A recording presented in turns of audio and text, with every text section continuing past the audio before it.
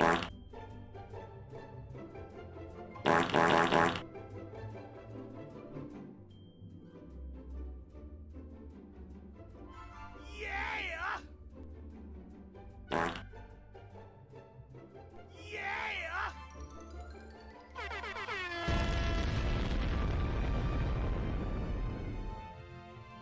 gonna come.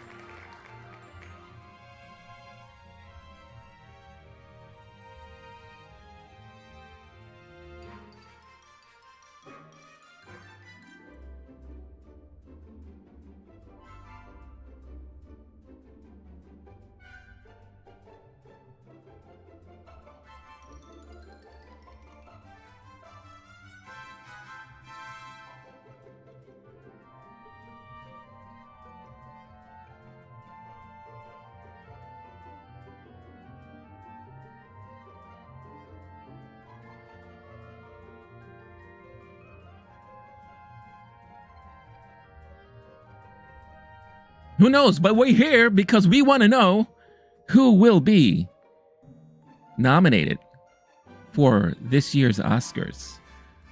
What is going on, everybody? Rene here. Early, because as we all know, well, maybe not all of us, but some of us know, the algorithm sometimes takes time to let people know that we are live and we're doing this thing, you know, live, large, and in charge. So I am here early to hang out and talk with all of you as we get ready for the Oscar nominees announcement, the nominations announcement. I have the site open. It says going live in 39 minutes. So we have a good 39 minutes to hang out, chill, chat, talk about what our expectations, predictions, all that good stuff. Hopefully by now, at this point, you had a chance to watch the video posted yesterday morning about our Oscar nominations predictions. Our, meaning Blake and myself, the MovieTime Movie Bros. If you are familiar with our podcast. If not, check us out. Podcast platform of your choosing. You can go there, search Low-Key Geek, where you'll find the channel that hosts the MovieTime movie podcast. And always thank you for all of your support in there. All right, what's up, y'all, in the chat? We have Biffer. What Oscar film are you rooting for? I love Maestro. Thanks, Biffer. I hope I'm saying your name right. Please correct me if I'm not. Maestro was a great film. I really, really enjoyed that film thoroughly. I am rooting for, there's several films I'm rooting for. One of them is definitely Oppenheimer. I feel like that was a great movie from last year. I would love to see Poor Things get a lot of love, if possible, at this year's Oscars. That movie, for me personally, was my favorite movie of the year last year. Another film I'm rooting for in just one category, in the special visual effects category, I am rooting for Godzilla -1 because of the achievement that that film accomplished. Having that little people work on the visual effects of that film, including the director and writer himself doing a lot of the visual effects on a budget that is reportedly less than $15 million, I am rooting for that film in that category. But yeah, there's a lot of films I'm rooting for. Last year, whether people realize it or not, was a very, very strong year for film. There were a lot of great movies that, you know, I get it. It's not easy to go out to theaters these days. Ticket prices are expensive. Maybe sometimes films that are released aren't necessarily released in your region or in your state, wherever you are. Streaming sometimes takes some time for movies to show up there. But there were a lot of great film that was released last year. Biffer, my top 5 films of 2023: Maestro, Past Lives, Poor Things, Priscilla, and Rylane. Rylane! I have not heard anyone mention Rylane. That's great. That is your top 5. Past Lives, another film I am rooting for.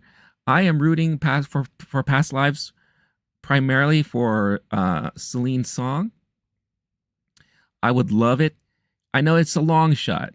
It's Nolan seems to have this in the bag, but it would be amazing if all of a sudden they surprise us in the end at the ceremony if she gets announced as best director. I at least hope she's going to get nominated in this category. And in my predictions list, I have her as one of the nominees. I am also rooting for Greta Lee. I loved her performance, and it would be great to see her recognized in the Best Actress category. Could she win? Maybe, but I do feel there's a lot of momentum going with Emma Stone going into the Oscars. But nominations for the very least. Out of all your films there, I definitely, like I said, I love Maestro, Past Lives. Oof, that was a fantastic film. Punched me in the gut. Poor Things, I've mentioned before, and that is my favorite film of last year. Priscilla is a great film. I wish it got more recognition than it has. I think that is an underrated, really good film. Sofia Coppola, I think this is one of her best films in recent years. Great performances there. Do I accept hot takes? I always accept hot takes as long as you're respectable and you're not, derogatory or anything in the like. Feel free to talk about anything. That goes to everyone watching, always joining in on the streams or watching any of the videos on the channel. By all means. But like I said, as long as you keep it on the up and up, more than happy. My partner in crime for the MovieTime podcast, Blake, will be joining us this morning. He is expected to jump in kind of around 8:20 a.m. EST. So just shortly before the ceremonies start there. Biffer with the nominee hot take: no women directors get noms today. That is an unfortunate reality prediction that could possibly happen. I hope that doesn't happen because I do feel Greta Gerwig will be recognized for Barbie. Kind of hard not to, because that was the most outstanding movie performance-wise of last year. Plus, it had all the buzz going for it. It had all the pop culture buzz, social media buzz, all that stuff. So if we were to get a sure female nominee today, I do feel Greta Gerwig will get that. I'm personally hoping that it's going to be Greta and Celine Song getting the noms today, along with Nolan, Scorsese, and I'm trying to remember who I had here for my directing nom. And Yorgos Lanthimos. I do feel those are at least my predictions for director category. Those are at least my predictions for nominations. But your hot take is not controversial in any slight. I've been seeing that going around on the good old Twix there. X gonna give it to you. So I have seen that going around. Greta got snubbed at BAFTAs for Best Director. Yeah, and Lily Gladstone got snubbed also for Best Actress. So those were the two things that stood out to me when the BAFTAs were announced. So, which is odd. And I don't understand why that was the case, especially when you looked at the Golden Globes and when you looked at the Critics' Choice. and all the stuff prior to today, it is very interesting to see that those we were seeing those type of snubs happening. But I guess we'll see. That's one of the fun things, and why we're always here, and why every January I'm up this early on a Tuesday morning, just so I can get my fix and root for the films I root for, and just see what's going to go down at this year's Oscars. So that's one of the fun things there, that I really enjoy and all that. So we'll see. We'll see. I'm interested in other hot takes any of you may have. Please feel free, throw them in the chat. Just say hi, say what's up. Let us know what are your best films of last year. Would love to hear all that stuff. Let us know. Let everyone else know in the chat. That would be great. All right. While I'm talking to all of you, and again, please feel free to chime in with anything. I'm just gonna make sure everything is prepped for my boy Blake when he joins in on this stream. Just want to make sure that everything is good and ready there. Biffer, last year, to Leslie actress Andrea Riseborough used leverage and influence to get a Best Actress nom. That is very true. This year, I heard Origins will get Best Director too. You're talking about Origins. Which movie was that? Was that the Ava DuVernay film? Origins film.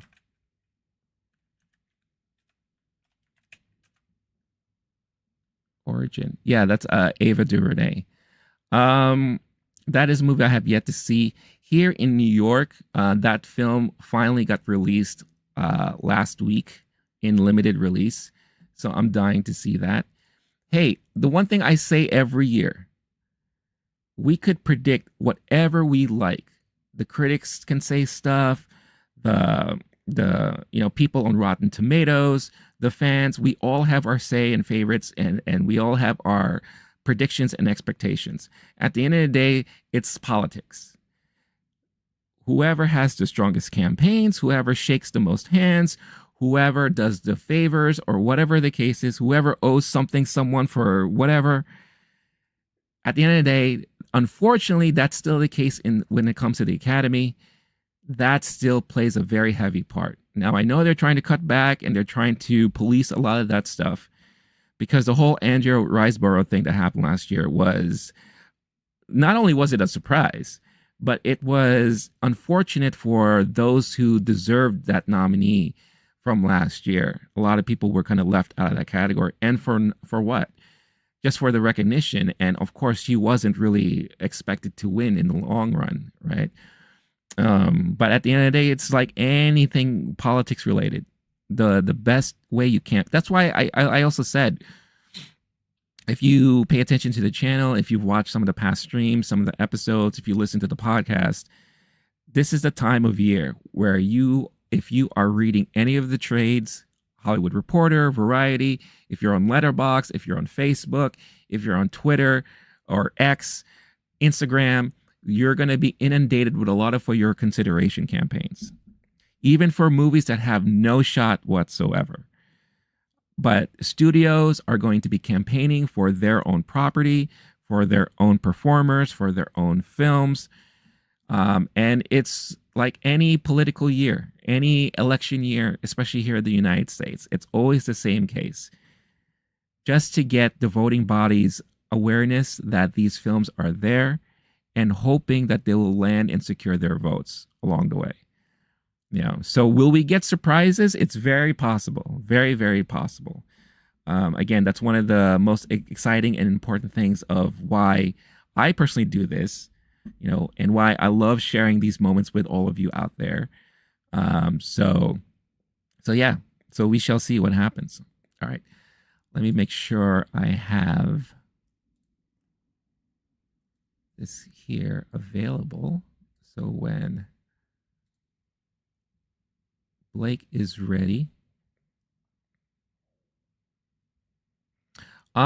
When you're chiming into the chat, let us know where you're chiming in from too, because I know that this is a global event.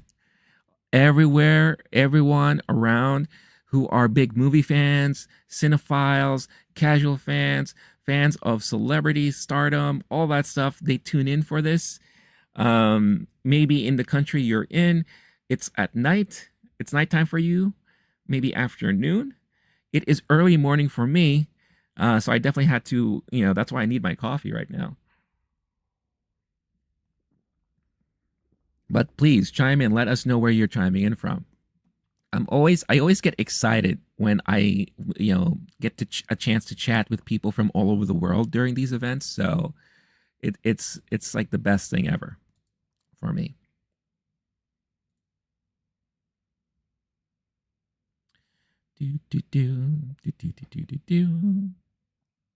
Let's have some background music. Let's get some Oscar background music for now.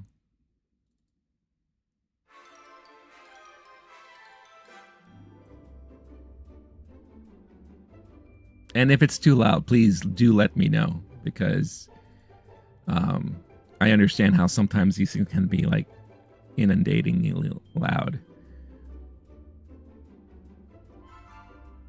Also, let us know what your predictions are. Who are you rooting for? What film are you rooting for?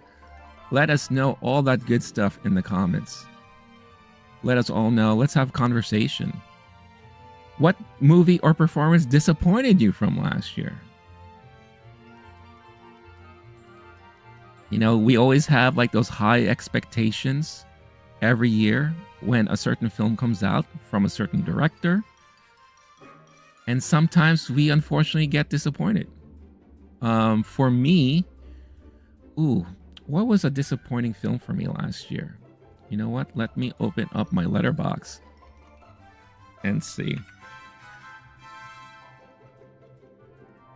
Also, you can follow me and Blake on Letterboxd, where we chronicle the movies that we've watched, brief review on them. Usually, when I do reviews on film or any movie that I watch, Letterboxd is the first place I go to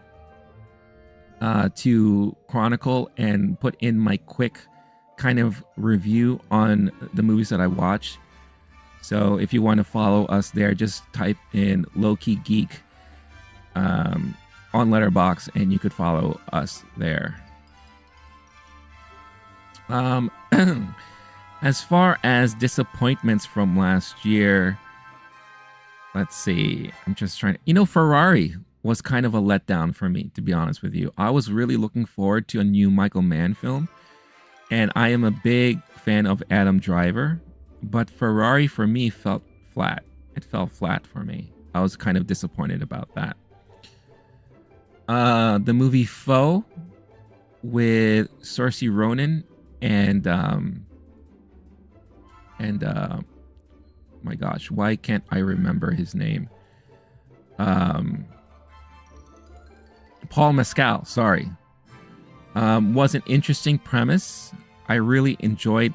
For the most part, it was entertaining, but also it was kind of flat for me. But the chemistry and performance between the two were outstanding.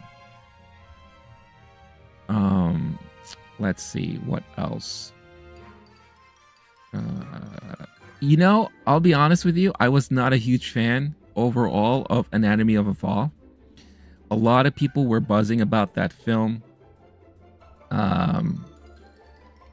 So... Oh, I'm sorry. It looks like I missed up on some chats here. Hold on. Burkhan chimed in saying actors voted for Andrea Riseborough must have liked her performance from the actor's standing point. At the end of the day, they didn't have to vote for her if they didn't like her and she was good. Yeah, I don't disagree with that. Burkhan says 4 p.m. in Turkey. Turkey! So good to have you join. Thank you so much. Biffer is from Iran. Welcome. Thank you so much again. Love seeing you here. How was Cruz's performance? Oh, she was the best part of that movie. Ferrari was Penelope Cruz's performance. She was by far the best part of Ferrari. So I definitely give her kudos for that.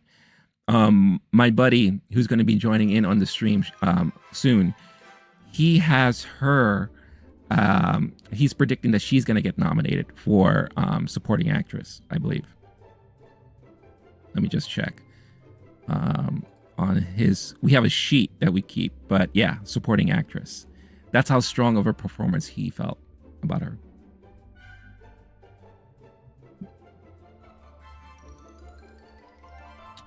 Let's see. Let's talk about other things that were letdowns last year.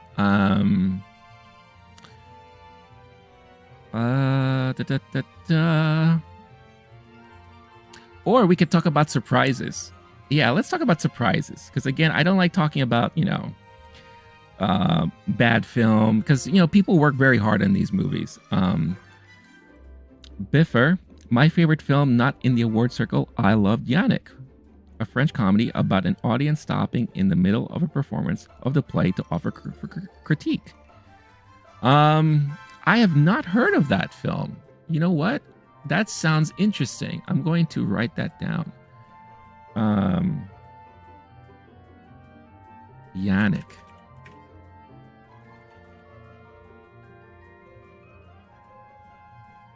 Okay.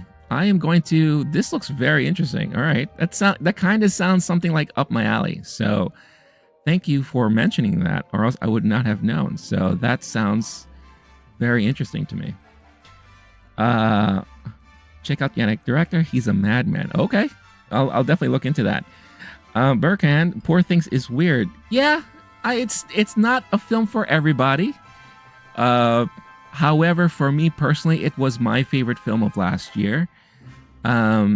Just because of the artistry behind it all, the risque performance from Emma Stone, the risk that Yorgos took to tell a story like that and put the types of vision on screen in that way. It just, when you watch a movie and at the end of the movie, you kind of wish it didn't end, and you are just like, it hit you in that right way, kind of like how you fall in love with somebody. That happened to me when I saw that film. Now, I know it's not going to be for everybody, but for whatever reason, that was how I felt when I watched that movie. It just hit me in the right way. So, but I knew also at the same time, it was not going to be for everybody, because it is pretty out there.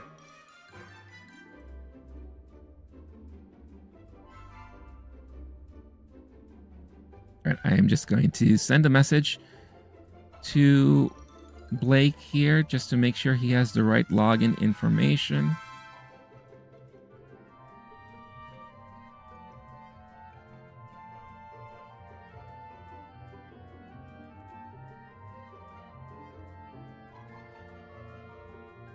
I feel like I'm in a 1950s, 60s Hollywood musical, right?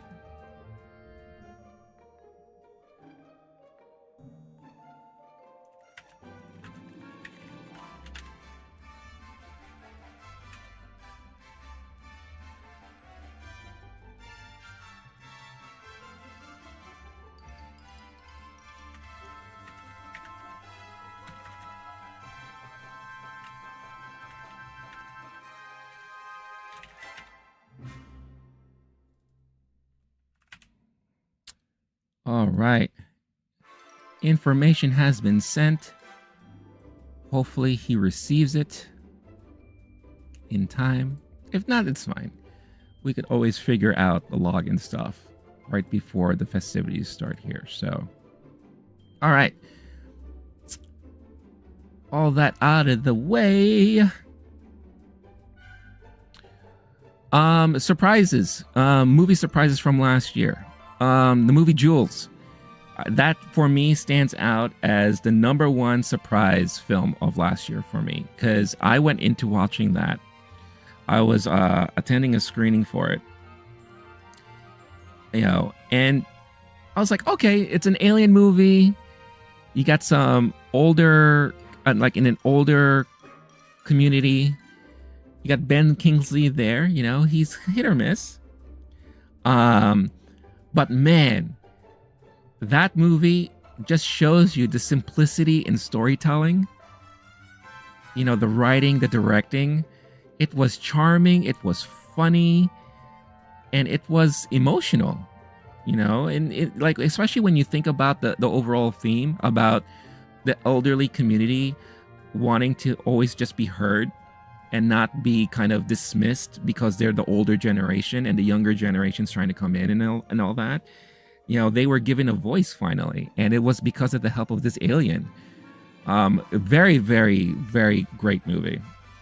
Biffer, yeah, Jules was mad funny. I'm glad you saw it, because I do feel like a lot of people didn't really see that movie. It wasn't heavily marketed, especially here in the States. Not heavily marketed at all. Didn't make a lot of money. I do feel like those who saw it probably saw it on streaming. So you know, it's a movie I highly recommend you check out if you haven't, and if you have the means to check out. It's a very charming film overall, and it was one of my biggest surprises from last year. I really, really enjoyed that movie. Before, my surprise movie was Americazzi. I thought it was a concentration camp movie, but it was a movie about hope, dreams, and love. Yeah, Americazzi has been talked about as far as like what are the Oscar nomination chances for that. I believe it made the short list when the short list was announced. I have yet to see it. It's in my queue right now. So I've heard great stuff about that film. And it's funny, you know, you have a movie like that about a concentration camp, and then you have a movie like Zone of Interest about something completely different, in a different point of view, in a weird, very awful time. And that movie was haunting to me. So that is definitely not a film. A Zone of Interest is definitely not a film about hope, dreams, and love, unless you want to look at it in a different perspective.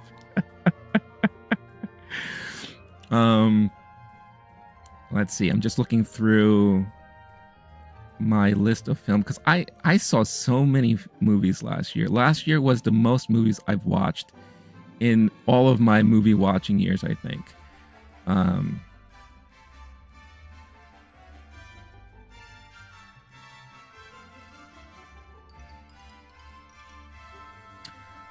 Beau is Afraid was different, hard to watch at times, and a bit long, but well made. I agree. Beau is Afraid was another film that was very well done. I'm a huge fan of Ari Aster. So anything Ari Aster does, I'm always looking forward to. And this by far was one, like the most Ari Aster film you could ever get. It was weird. It was at times hard to follow. And I'd never like to say this, but it definitely deserves a second viewing to really capture a lot of the things you may have missed the first time around. But beautifully made. Definitely has a theme if you pay attention to it. And great performances too. I mean, anyone who performs in an Ari Aster film, they do so well. Biffer, hot takes. I hate films that bounces back from color to black and white to color. Well, that's interesting that you say that, given that you loved Maestro. Because Maestro did that. Right? You know, especially when you're going through time periods. That's one of the things I loved about Maestro, was that depending on the time you were in, that's kind of the way the film transformed itself. So when you were in his early life, it transformed into the type of films you will be watching like in the 50s, right? When it kind of fast forward to the 70s, it transformed to the Technicolor kind of film that you would see in the 70s. That's one of the things about the cinematography of that film, of that movie, that I thought they did really well and that they nailed perfectly to kind of put you in that mood and that mindset. I love Maestro, but it's not perfect. Yeah, I agree. And it's funny too, because sometimes even though we have things that we either like or don't like about movies, sometimes there's a rare occasion where a film will do the things that we don't like, but we end up liking, right?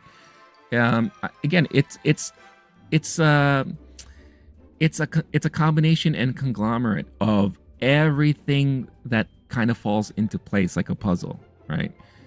You may not like this, but if all of this works, then you're going to enjoy the film overall. Yeah, and that's the beauty of movies. That's the beauty of storytelling. That's the beauty of books. Anything that is consumed, any kind of media. That's the beauty of it all.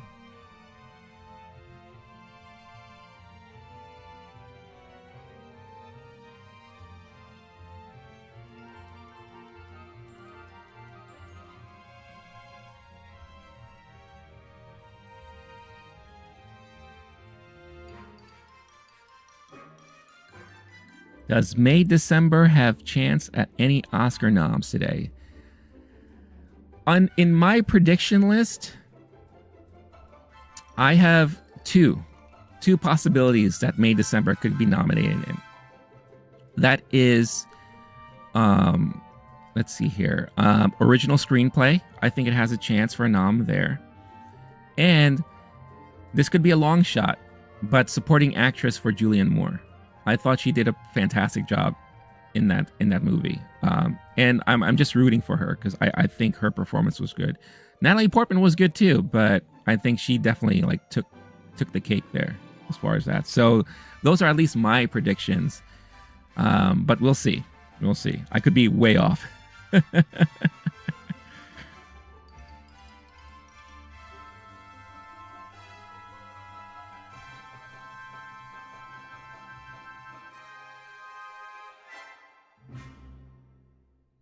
Let's see here. Just again, making sure that everything is set up so that when Blake is here and ready,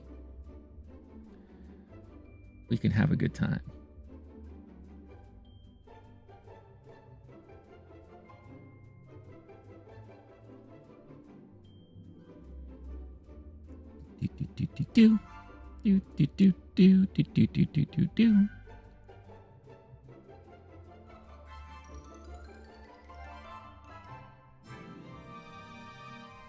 How about Snubs? Who, if you're watching here, who do you think will be snubbed from nominees?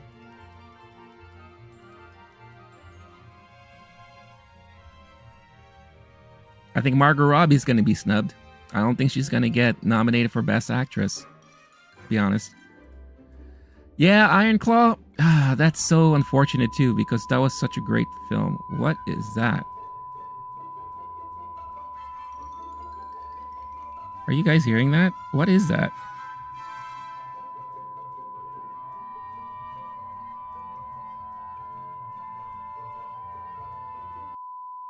What is that? Hold on, guys. Sorry. Oh my God, you know what that is? That's the live stream of the Oscars website. What are they doing? Oh my God, just so you know what I'm talking about. That was where that sound was coming from. Look. What is wrong with them? All right, you're getting muted. Holy moly, that was just awful.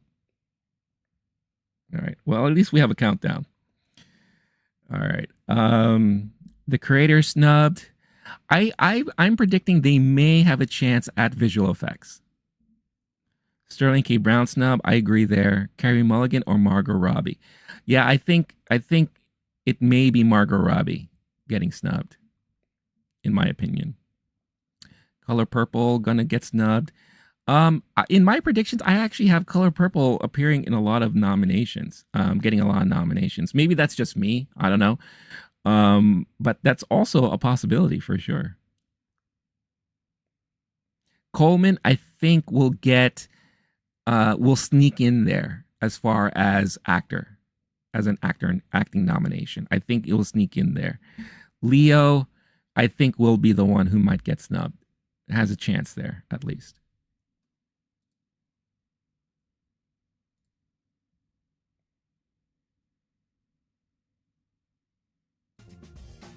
Oh, here's the official music. They finally changed it, so now we get music from them. But I wanted to go quickly back to Iron Claw.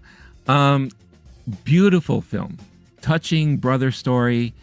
Just a family drama. Great performances from Zac Efron, Jeremy Allen White. Just the four brothers in general. Fantastic acting there. Very touching, heartfelt story. I just think it came out during a very tight race. A very tough Academy season. I think if it was out like in a regular kind of slower type season, then I think it may have more chances. But I thought it.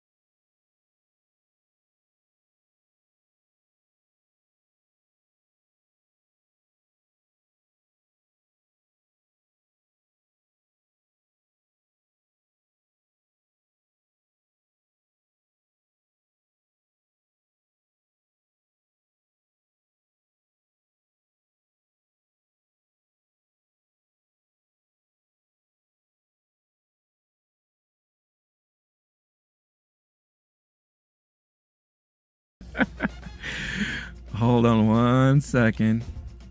Oh, come on. Why can't he see me?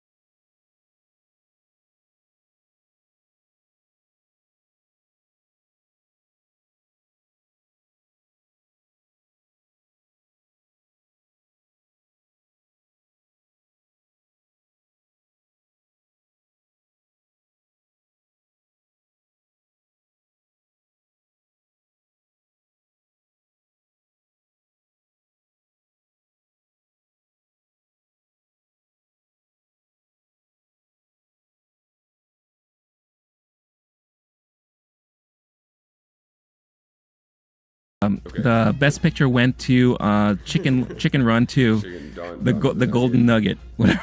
Okay. They actually replaced the statue with an actual with a chicken, yeah. Golden chicken.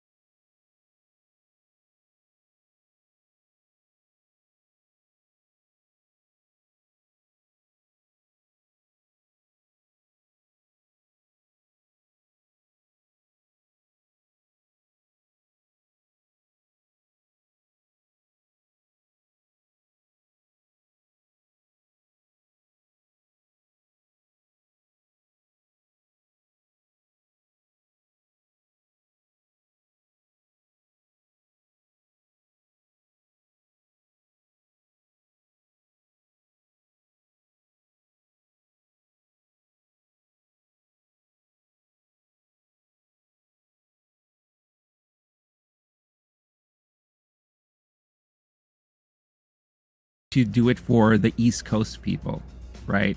They want to. Yeah, that's like the earliest, and then that's when the news cycle starts and all that. So I think they want to compensate. They used for to that. print newspapers Yeah. in this country. Yeah. I'm pretty Yeah. sure that's the reason. I don't know much about the timing of when newspapers used to get printed, but that's my only guess. That's all I got.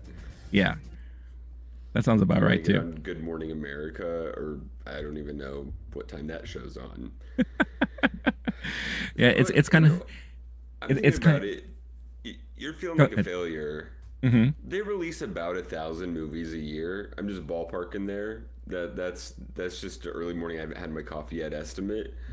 Only one of them wins an award in each category. I think we're doing fine. You know? Yeah.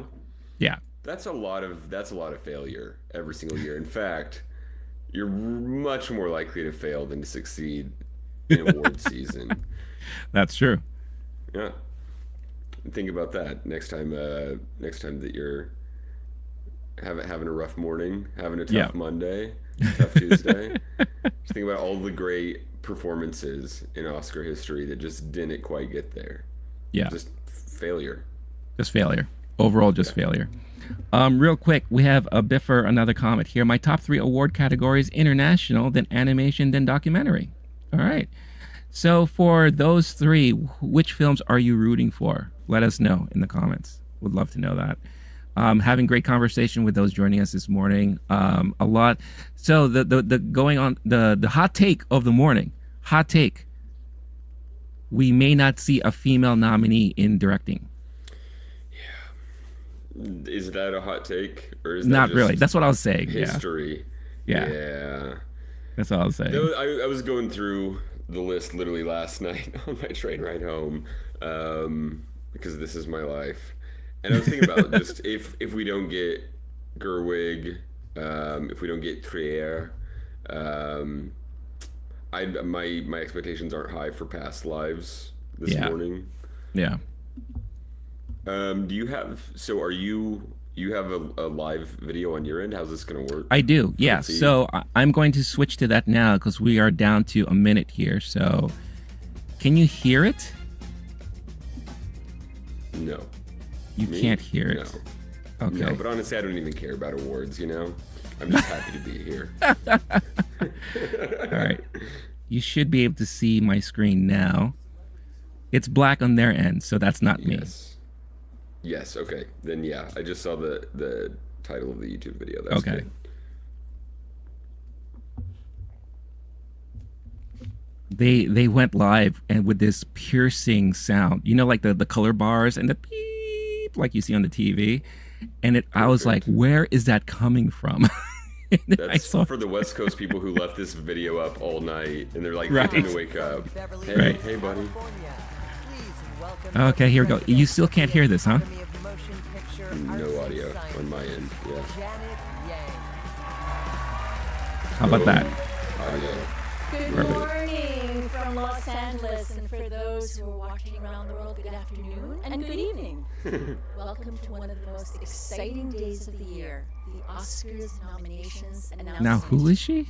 With our membership of nearly 11,000 film industry artists and leaders, our acclaimed film museum and collection, and our is the dog barking coming from your end, Blake, or is it coming from the stage? That's great. I was so wondering if that was coming through.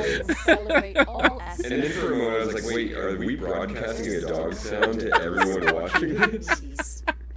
It's like, man, they're being very crucial, like very savage there. Wow. The audience is just 1,000 dogs in the auditorium. Best Picture nominations, however, are determined by all Academy members. Biffer in the chat, some rich lady, bling bling. Hell yeah, look at all the stuff she's got on. With ballots cast from a record-breaking 93 countries. 93 countries. Just a black t-shirt. I know, right? Very underdressed right now. Best cinematic achievements. It's all right. We'll make up for it when we actually do our live Oscar show, and we'll dress to the nines. We'll announce the nominees. Okay, just based on context clues, Jenny Ames has been the president of the Academy Awards since 2022. Oh, very new. The Academy Motion Picture Awards. Okay. Very new. This is live debut. Hello, everyone. I love Jack Quaid. I'm a huge fan of so this guy. honored to be here. How about you, Zassi? Yeah, I'm super honored to be here. He's happy to be doing something. 93 countries. And standing here now is such a surreal experience. My little girl self is so excited to be here. Honestly, my adult self is really excited to be here. So, The voice is an Anyone FX in the show, film right? industry, no matter where you're from, Amazon. you recognize by the Okay. Academy I was is a thinking- dream come true. to be nominated can be life-changing. So, let's get into it. Okay. Here we For go. Best performance by an actor in a supporting role. Okay. Sterling on to your K. butts. Brown in Wow. Alrighty. Wow. I was Surprised off the bat. not expecting that. Robert De Niro in Killers. Okay. Wasn't sure about that one. Not a shock, but wasn't sure. Robert Downey Jr. Okay. in Oppenheimer. Ryan Gosling. Yeah. Okay. Now it's starting to become what we were thinking. Oh, you got your Mark Ruffalo in there. in Poor Things. Wow. That actually is a surprise. Holy Nominees for cow. achievement in costume. Sterling K. Okay. Brown off the top. Barbie. Off the top. Already going hard. Pillars of the Flower Moon. Okay. Napoleon. Yay, I got my hat. Best hat, yeah. And Poor Things. Nice. Okay. The nominees for achievements in makeup and hairstyling are Golda, Golda? Yeah, that was on the list of ones that full stop might be a surprise. Wow. Poor Things, and Society of the Snow. Okay, I'm still on a good night. Good morning for both Now, things. this year's nominees Could be very for possible. Best live-action short film. The After. For Ruffalo instead of Defoe is really Invincible. That's big. That's big for me. Personally, I'm glad. I literally saw Poor Things last night Red, for the White, third and time. Blue. Yeah. And The Wonderful Story of Henry Sugar. Oh, Almodovar got Got snubbed. Yeah, For there you Best go. Animated Short Film, the nominees are Letter to a Pig, 95 Senses, Wow. Our Uniform, Oh, wait, those are two I didn't think about. Three I didn't think Yeah, I about. haven't seen. and War is Over, inspired by the music of John and Yoko. Wow. Disney got snubbed. Once upon a time. Didn't And make it. now we have the first Poor of the Disney, two who will award think of that? categories honoring Better the worse writers. this season. First, for adapted screenplay, the nominees are American Fiction, written for the screen. I think we knew that, right? We had a feeling that was going to be it. Barbie, There we go. written by Greta Gerwig and Noah Baumbach. Oppenheimer, written for the screen by Okay. Christopher Nolan. Poor Things, screenplay by Tony McNamara. And The Zone of Boom. Interest, Nice. written by Jonathan Glazer. I think you had that, right? Zone of interest? And for But I Original didn't have Screenplay, the Barbie. nominees I'd are have to go back and double check. Oh, I just pulled up your sheet. Yeah, let me not mess with that. Jesus. It's okay, I locked it, so. and our tour car, The Holdovers, written by David Hemmingson. And a surprise. Maestro, written Okay. by Bradley Cooper. Okay, that was a question. May December, There we go. screenplay I by knew that. Sandberg, story by Interesting. Sandberg and Nice. Alex Mechanic. And Past Lives. Oh, thank goodness. At least they got something. Last, before our break, the nominees. Why do you have a for break? performance by That makes no actress in sense. supporting They've been role. working so hard, man. We've been at it for Emily 7 Blunt minutes. in Oppenheimer. Nice. Okay. Danielle Brooks. Here we in go. Color Purple. Here we go. America Wow. America Ferrara. Wow. Jodie Foster. What? And Divine Joy. Oh, it is Divine. Okay. Wow. Daniel Brooks is definitely Congratulations not to the a lot. nominees, and there are more to come. Stick with us. Oh, We'll be right back man. with more nominations. America Ferrera. This might be a good morning for Barbie too. Barbie made, yeah, We Barbie didn't see made. much in any other Wow. categories. All right. How long is their break? Let's see. I hope it's about 2 hours. People in the chat, let us. They pass out. Yeah. Get some LA drinks. vitamins, injection, yeah. In the chat, let us know what have been the surprises for you this morning. Sterling K. Brown, I think, was what you started off the show with a major surprise like that. America got a nomination. Yep.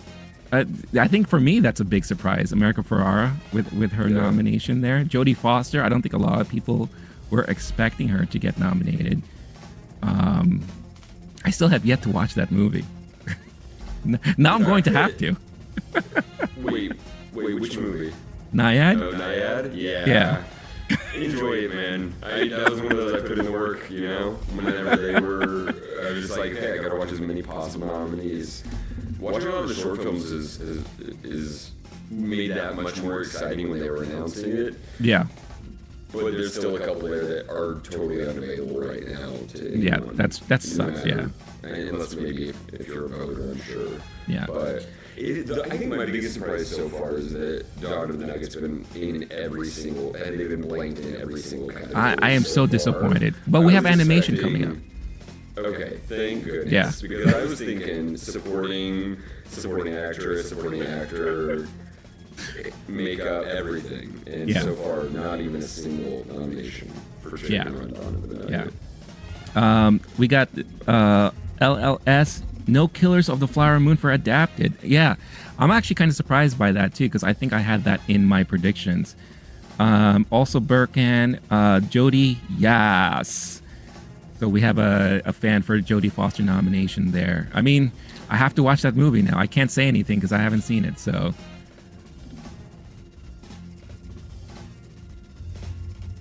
let's go back to supporting. There's no Charles Melton. no, and that was like the big talk for the longest time. Yeah, he was hot for a minute, and people were recently going, okay, people have cooled off on him. Yeah. Right when that movie came out, and he got a nomination or a win early on in one of the precursors, and now not even. Dominic Sessa was another option there. Sure. I am glad to see Sterling K. Brown in that, though. Yeah. So for those of you watching, once everything is said and done, Blake and I will do a quick recap and we'll look at our own predictions and we'll see kind of where we stand by the end of the morning here. So Do we have to? 'Cause yeah, come on. I don't want to really just be judged because so far there's enough surprises, but that's what the fun of this is, right? Right. Birkin real quick says, I have been a Jodie fan since she lost her Oscar chance since 1995. I can have a good night's sleep now. There you go. There you go. 95, that would have been for which movie for Jodie Foster? Is that, okay, Is that Silence? Is Is that Silence of the Lambs? 91. Contact? Welcome 97. back, live.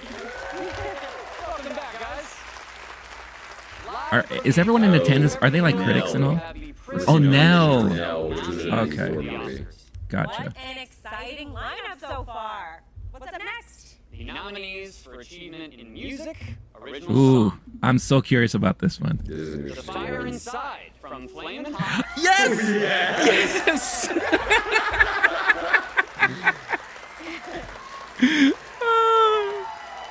Wow, everyone loves that. I'm Just Ken from Barbie. Ooh, I hear some boos. It Wow. Never Went Away from American Symphony. Okay. Wajaji, a song Wajaji. from Killers of the Flower Moon. Okay, I didn't think that was gonna be nominated. No, that's And What Was I Made For from Barbie. No Color Purple. not a wow. And then Wow. two supporting The actors. nominees for Achievement in Music, Original Score. American Fiction. Really? Wow. Indiana Jones? And the Dial of Oh, they're Destiny. just doing that for John Williams. That is so not cool. Killers of the Flower Moon. Okay. You're mad at the man. And Poor Things. Wow. Okay, this is the biggest, most surprising category. So Wow. I'm sure a lot of people just got Documentary their feature film. guesses. Bobby Wine, the People's President.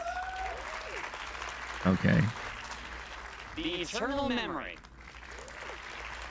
It needs to be determined. 4 Daughters. Okay, I think we both thought this was going to go in there. To Kill a Tiger.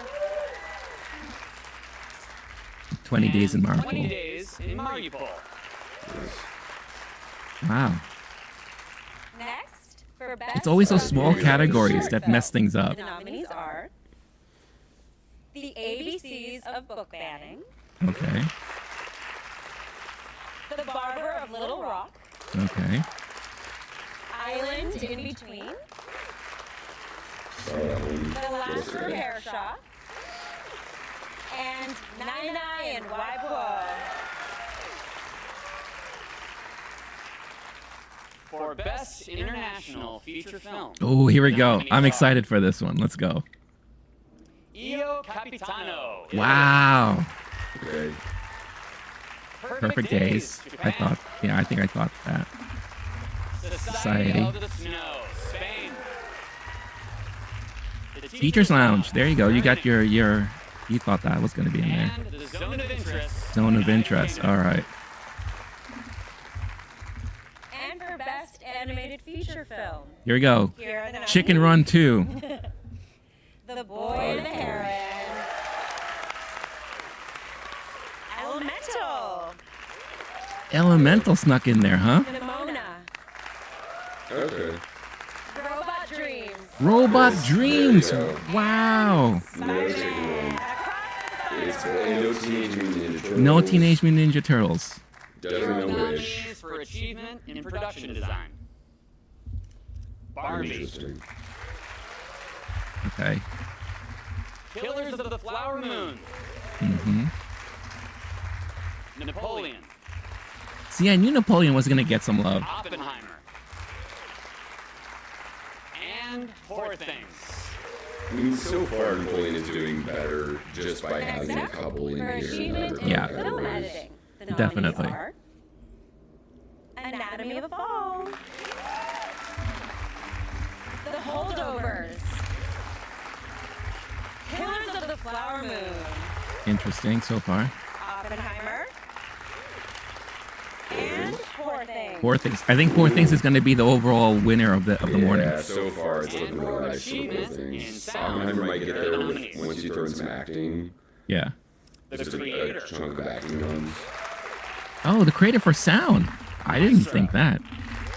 Yeah, that was a Mission like Impossible. Dead Reckoning Part 1. possible unlikely. Wow. Mission Impossible.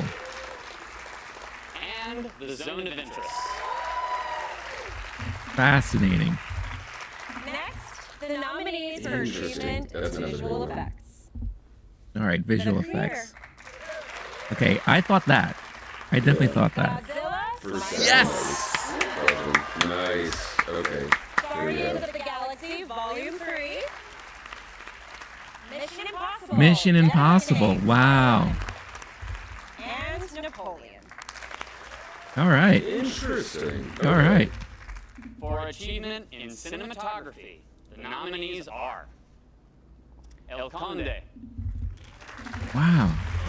Wow. No way. Killers of the Flower Moon, Maestro, Oppenheimer, Yeah. El Conde is going to be a big talking point. That's a shock. That's the second nomination for Alconde? For performance by an I think it's actor. just first. That's the only one? Okay. Yeah. Oh, actor. Here we go. Bradley Cooper is Maestro. Not certain. Coleman Domingo. Nice. Nice. Wow. Let's go. Paul Giamatti is Yep. Holdovers. Cillian Murphy and There we go. First ever Oscar nom. Give me Jeffrey Wright. Jeffrey Wright. Woo! Okay. I think this is the one that we pretty much we saw this coming, right? for performance by an actress in a As much as you leading can. role, Yeah. With Oh, Leonardo here we go. DiCaprio. Here we go. Annette Bening in Naya. Oh, she got it. She snuck in there. Yep. Lily Oh, thank goodness. After the BAFTAs, I was afraid of this. Amy Healer. Sandra Julia. Nice. Anatomy of a Fall. Carrie Mulligan. There we go. Emma Stone. And Emma Stone in Poor Things. All right. Yeah, we were missing there is I'm old Margot Robbie. For achievement not in surprised, though. directing, I thought that was going to the happen. nominees are Here we go. Justine Trier, Woo! Okay. All right. Martin Scorsese, Killers of the Flower Moon, Who's that? Christopher Nolan, Oppenheimer, Yorgos Lanthimos, Yes, let's go. and No Jonathan Glazer. Jonathan Glazer. Whoa! Wig. And no Gerwig. Wow. And Wow. now for our final category. I can't wait. Let's read them together. The nominees for Wow, no Best Gerwig. Motion Picture of the Year are American Fiction. Ben LeClaire, All right. Nikos Paramigos, Core Jefferson, and Jermaine Johnson, producers. Yeah, I'm gonna fall. Anatomy of a Fall, All right. Lee Luciani, and David Sion. Holders. Barb. Barbie. Got him. David Yeah. Heyman, There you go. Margot Robbie, Tom No Anderson, surprise there, and Robbie but Brenner, with no producers. Gerwig, I'm just. I'm shocked by that. Mark Johnson, producer. Killers. Killers of the Flower Moon. Okay.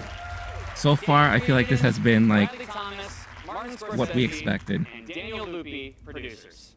Maestro. Maestro, Okay. Bradley Cooper, Do you have the script in front of you? I think. Amy During, and Christy Macosko, producers. Oppenheimer.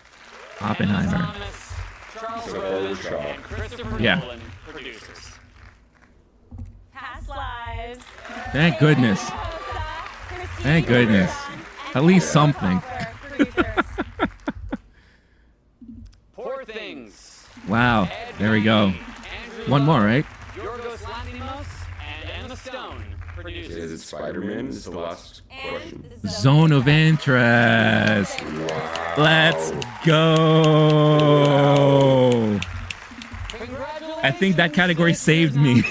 It's been an honor to be with all of you this morning. And Yeah, especially since it's all worth more. nominees, as we Yeah. say in the biz. But also now you're gonna be just so depressed about your Watch Spider-Verse. the Oscars live with host Jimmy Kimmel on Sunday, March 10th. This year, March the show will 10th. start at a new time, beginning 1 hour earlier at 7 p.m. Eastern and 4 p.m. Pacific on ABC. We look forward to celebrating with you. 7. Okay. Thanks, Zazzy. And Quaid Jr. there. All right. Good stuff. Wow. They did solid. They didn't do too much joking Yeah. around, silliness. We've seen some people flub a lot of Yeah. mispronunciations. They came into play. They did. Came, knocked it out, had a good attitude. It wasn't too dry. It definitely wasn't, too soggy, which we've Yeah. seen before. That was That was nice. good. It was good. That was good. That was clean. Seeing it in the theater again is nice. Yeah. Just real quick, Biffer, no Leo, no Greta. Yeah. Let's talk snubs real quick. Margot, yeah. Because, yeah, it was like no Margot, all right, which I think we were kind of expecting was going to happen. No Leo. I think that was kind of 50-50 when we were talking about this stuff. Greta, for me, is the big surprise. I'm shocked that she wasn't considered for nomination there for directing. What else kind of stood out? I don't know. What about you? Oh, for me, I was disappointed. No Greta Lee for actress after she was being Yeah. talked about for so long. Yeah, Past Lives was the only nomination in Best Picture. Is that right? That can't be right. But is it No, right? they got. I think Past Lives got one more nomination. Was it screenplay maybe? Let's see. This is the season where now everyone's pulling it up online. Just to Yeah, look so for everything's slow now, nominations. right? Biffer chiming in, no Rosamund Pike. Yeah, I mean, I liked her performance in Not the biggest Saltburn. shock, Yeah. but that was definitely a possibility this morning for sure. Yeah. Yeah, 0 Saltburn, is that correct? 0 Am I missing Saltburn. anything? There was talk, even yesterday I was going through just everyone's possible nominations and what their predictions were. Yeah. It could have been in there for that category. It could have been in there for screenplay. It could have been in there for score. Yeah. And just absolutely. Just I don't know 0. what it is. Something about that movie turned off voters. Can't even imagine what that might have been. It couldn't be because that movie yeah. that may have turned stomachs. Yeah, it has nothing to do with humping graves or licking someone's semen-filled bathwater, right? Couldn't be that.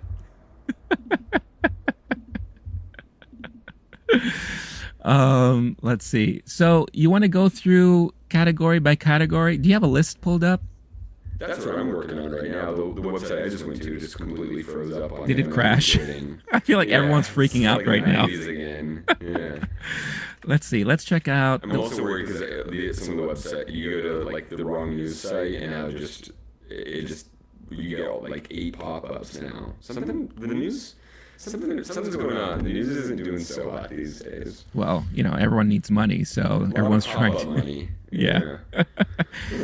But for again, no May December. Well, May December got screenplay, right? And is there another one? I'm trying to think. I think that was the only one. Have like a clean, good little list. This sucks. I feel like we're Yeah, there were no acting nominations for May December. no, which was a surprise because again we were talking about when it comes out, we're going, okay, maybe it could get director. No, or Charles Melton. Melton. Thinking, yeah, between Julianne Moore and Charles Melton. No Natalie Portman, not a huge shock. No Julianne Moore, maybe not the biggest shock, but that was definitely a possibility this morning going in. Yeah. So here, I think I got it. I got the full list. December gets original screenplay, Okay. and that's it. So here I have the full list here. Do you have one too? I do, yeah, but I also have to run fairly soon, so I'm not Oh, you sure if do? we're going to go over a big topic instead of each category. I know that you're going to go through it on your own, I'm sure. Yeah. So let's just go through the big ones. So Best Picture, right? So were there any major surprises there on your sheet? That was shock. Oh, wait, the surprise on my sheet was no Spider-Verse, and instead we had Right. Zone of Interest. I was expecting that last name when they called it out, because they did it alphabetically. I was expecting that to go to Spider-Man Into the Spider-Verse, maybe because I've been hanging out with you too much. That means, what did you have instead for your... Color You Purple. had a miss. I had Okay. I thought Color Purple was going to get recognized there. Yeah, But Zone of Interest then is probably going to be a surprise on if those are the main options. I think betting odds, at least unless it changed in the last day or handful of days, the Zone of Interest wouldn't have been in a lot of folks' top 10. It's a possibility. Mhm. There are only a few categories where there's huge surprises. Yeah. And then there's some where there were so many possible nominees where it's not necessarily a huge snub that you don't get Leo. That's not the biggest shock. It's not like it felt guaranteed or was going to be handed to him. But it's not. It is newsworthy that you don't have Leo. But I think Zone of Interest is one of the bigger surprises of this morning because Yeah. there's a version of this morning where that gets absolutely no love at all. right. Yeah, and it was a surprise to me because I didn't know how the Academy was going to take to a movie like that. Especially now that we have Jonathan Glazer as nominated for directing too. I was not expecting that one bit. And then that means, are we? This is us processing a very serious matter in real time. Mm-hmm. No Gerwig? No for Gerwig. directing. Is that correct? I'm maybe Yeah. in disbelief. I don't know. Yeah. That's interesting. It isn't the biggest shock in the world that it's not nominated, but that it's Justine Trier and not Greta Gerwig.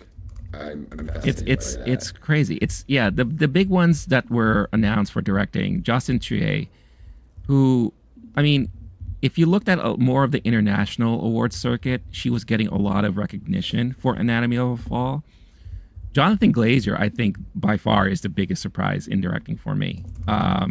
because I think for the longest time people were kind of expecting Greta, of course, to be in there. And me, I wanted to see Celine's song recognized. And I think if this was done 5 months earlier, there is a stronger possibility that she may have been included in this list. But no Greta, no Celine. What about you? Who on your list was not part of it? Alexander Payne, you thought was going to be in there. Yeah, I mean, I think that was me being a little bit cynical, but Alexander Payne and Greta Gerwig. And by the way, the list that I had pulled up apparently was not complete yet. They were still live updating it. I don't know if you have what you're using on your end. Yeah. So what are you using? I'm using Deadline. Okay. Deadline has a full list. Yeah.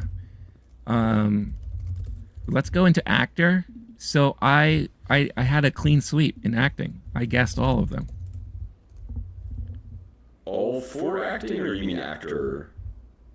Actor. Sorry, Okay, best actor. Yeah. And you did too. Congratulations, Rene. We love it when you succeed in Stop it. our betting games. Stop it.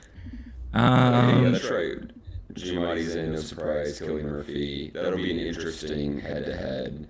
And unless something changes, and you never know with the award season, someone says the wrong thing, someone gives a whack speech or an amazing speech, and suddenly the odds completely change. But as of today, it looks like the big two from there will be Cillian Murphy and Paul Giamatti, so no surprises there. For sure. Definitely there was a possibility we don't have Bradley Cooper, and instead we get DiCaprio.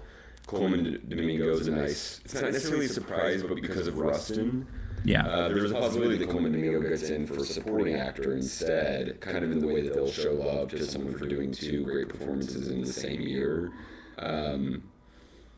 Because I think that's Rustin's only nomination. Did he get in for original song? That was the other possibility. It did not. No, it did not. Okay.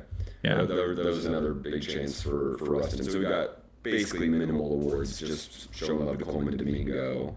But that man deserves it. Lord knows. Big ups to Cillian Murphy with his first acting nomination, Best Actor nomination. So good for him on that. Also, big shout out. But that's his first. I know.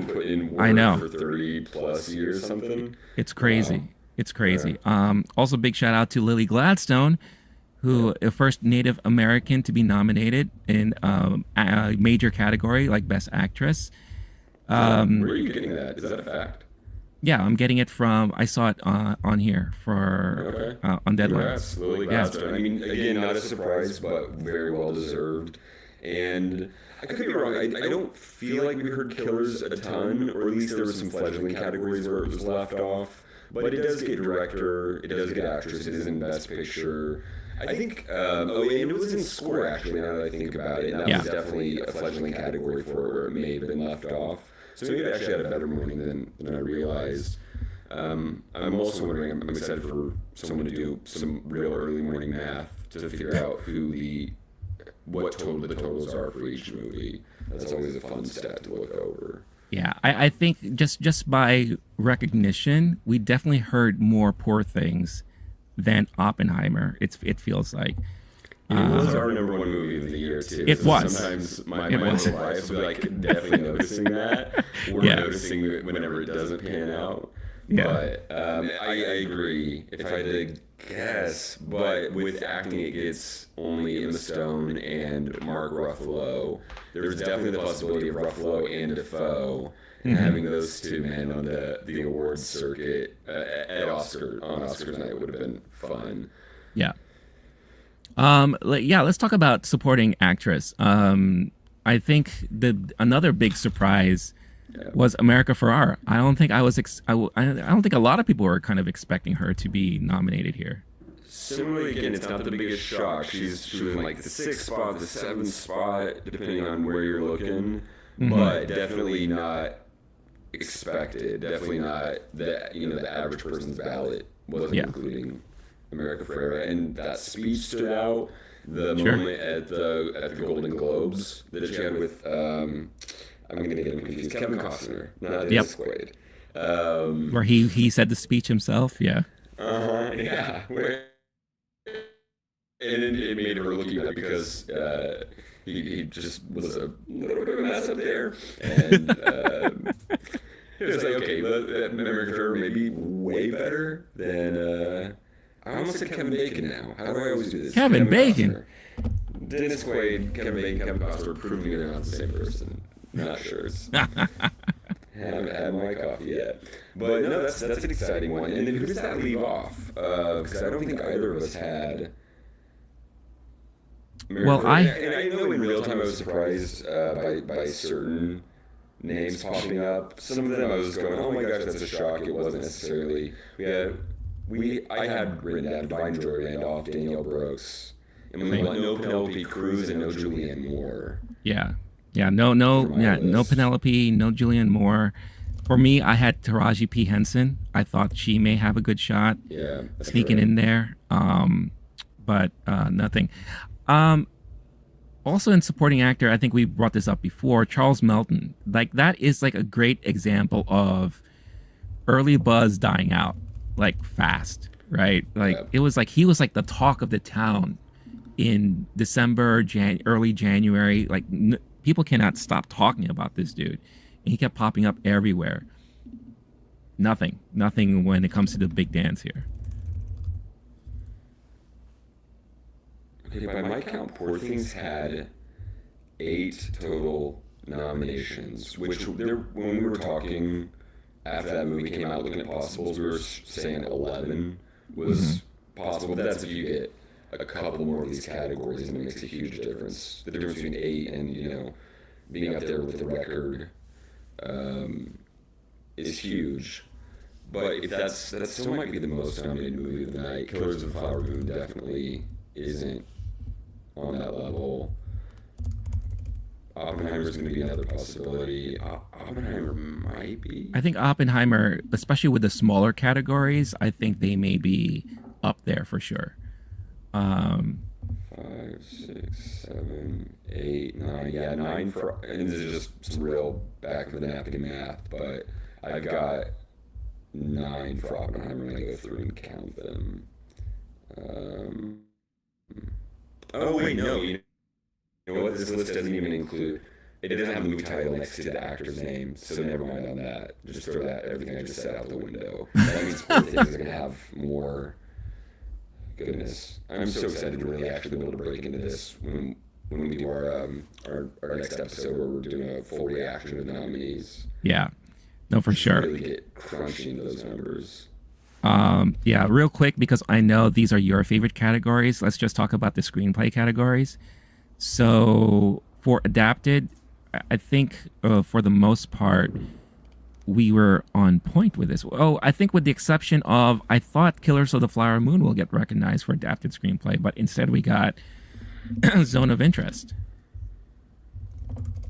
Yeah, I had Zone of Interest down. I had Killers. Who's then? You have them in front of you. What are the 5? So the 5 for adapted is American Fiction, Barbie, Oppenheimer, Poor Things, and Zone of Interest. Okay, so then Barbie gets in, and not Killers? No Killers, yeah. Interesting. Right? Okay. Yeah. I mean, that is an interesting, especially if we're gonna leave out Leo, put in Lily Gladstone, and if folks are bothered by the politics of that movie and the stance that it took with the adaptation and how they chose to tell that story, that definitely, I think, says something between those 3 categories. We do get De Niro, but I don't know if that says as much about, supporting that character or the politics of the adaptation. Mm-hmm. We do get Scorsese, and we do get Robbie Robertson for score, but those are 3 old dude. You've been doing it for a while. Robbie Robertson, who passed this past year. Yeah. Those are in some ways tributes. Now, I mean, it's hard to deny that Martin Scorsese is a good director. So I'm not trying to say that was just some charity for the man, and probably in all likelihood one of his last movies, possibly same for De Niro too. Definitely the fact for Robbie Robertson doing the score there. But the other main ones that are coming up for Killers the fact that we don't get it in adapted screenplay and we don't get it for Leo, I think says something. When you talk about charity, I'll say this right now. The charity nominee of the morning, I should say, was fucking Indiana Jones in original score. I mean, come on. Like that soundtrack was not even anything that stood out to me, really. It was just the same shit that we normally would get. Playing the hits, baby. Playing the hits. That was just like whenever John Williams goes on tour, they're just like play Indiana Jones again. It's his Freebird. Like that's like his Freebird, right? It's like let's just go. He has a few Freebirds. If someone deserves a little charity, let's say it's John Williams. I think does he not have? Because there's also some records that are going to be in play today. I'm really excited to go through and see. Okay, now who's competing for an EGOT? Okay, sure. Now who has the most? But he was. I'm going off memory here because I haven't thought about actual proper Oscar stats since about the Oscars of last year, and then I do my annual brain wipe.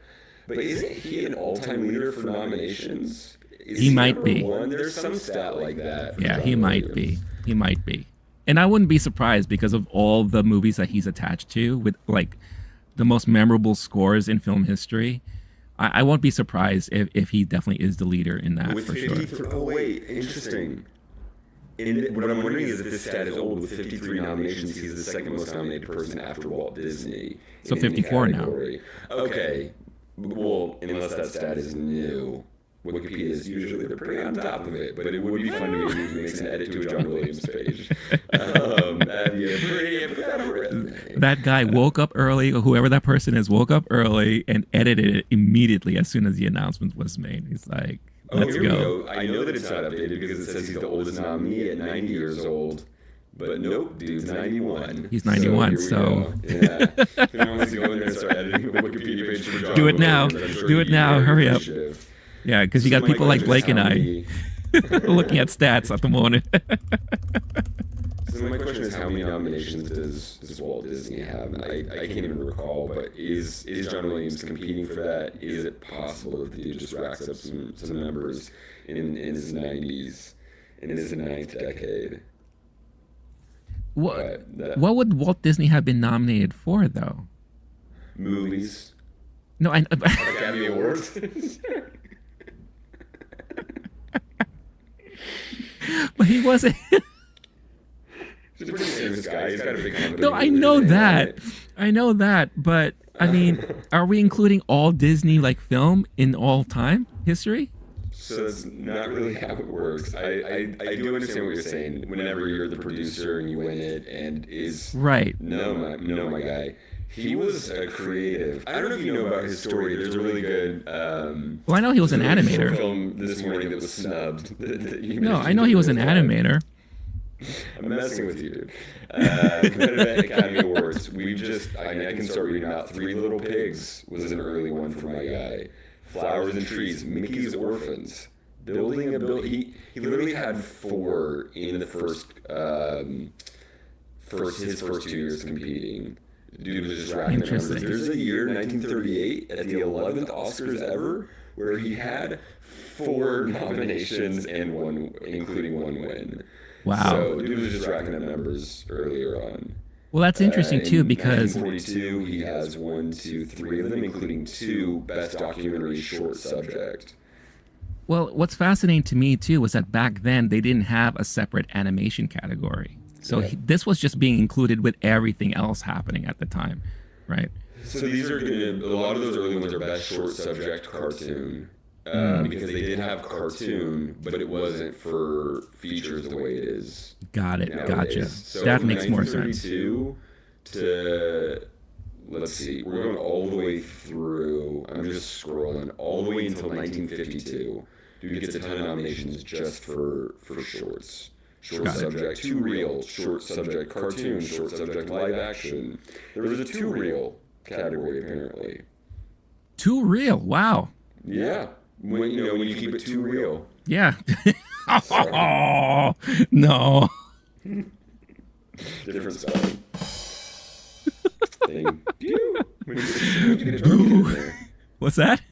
When When did you get a drum kit in the studio? No, I have. Yeah, in my recent streams, I implemented a soundboard here, so I have stuff, and sometimes I forget I have it. So that deserved that for sure.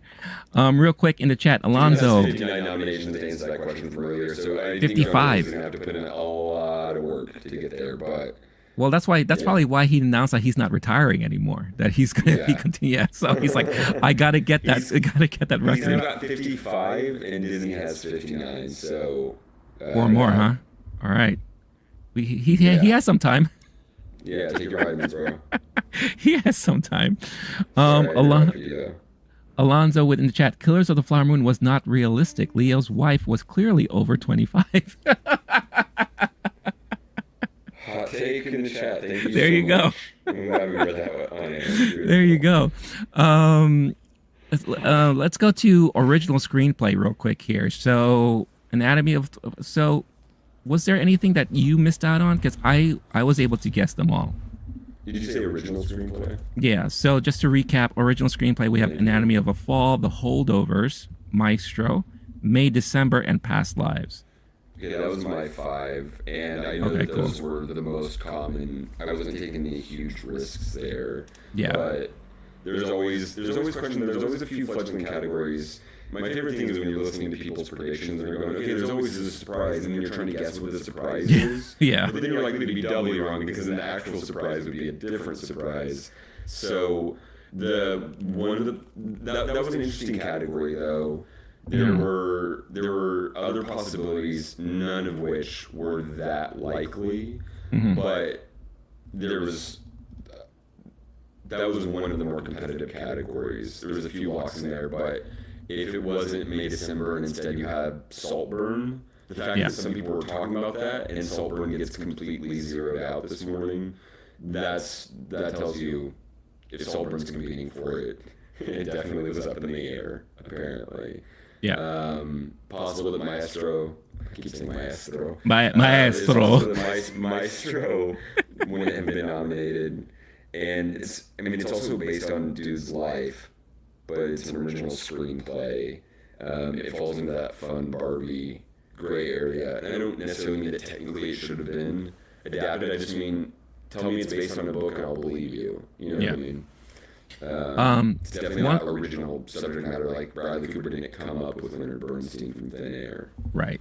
One thing I will have to say that surprised me is that Zone of Interest has been nominated for both International Feature Film and Best Picture, which is not surprising because we've seen this already in the past with other films that came out like in that are qualified.